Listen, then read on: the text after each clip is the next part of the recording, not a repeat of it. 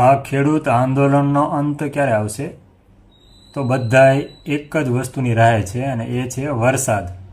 જેવો વરસાદ આવશે ને એટલે ખેડૂતનો ધંધે ચડી જાય, કામે લાગી જશે અને સરકારના કામે લાગી જાય.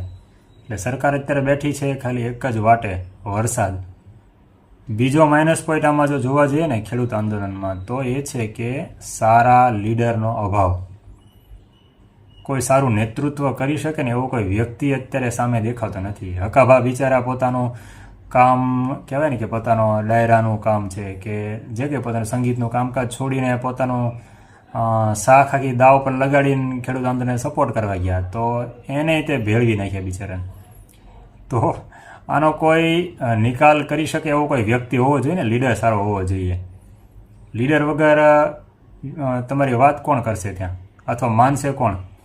એટલે સમિતિ કે છે બનાવી છે, પણ હવે સમિતિની અંદર બધાને એકબીજા પર ટ્રસ્ટ હોવો જોઈએ ને. વિશ્વાસ વગર વાત ન થાય.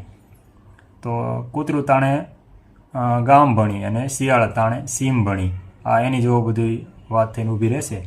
આમાં અટવાશે બિચારા સામાન્ય ખેડૂતો કે જેને ખરેખર પોતાના ખેતરમાં નુકસાન થયું છે, જેને ખરેખર વળતરની જરૂર છે, એ બધા આની અંદર પીસાઈ જશે અને એ બધાની કહેવાય ને કે બલી ચડી જશે. અને આમાં રાજકીય વગ છેલ્લે કામ લાગશે. એટલે છેલ્લે આમાં રાજકારણ ઘૂસી જાય અને આખું આંદોલન વિખાઈ જશે.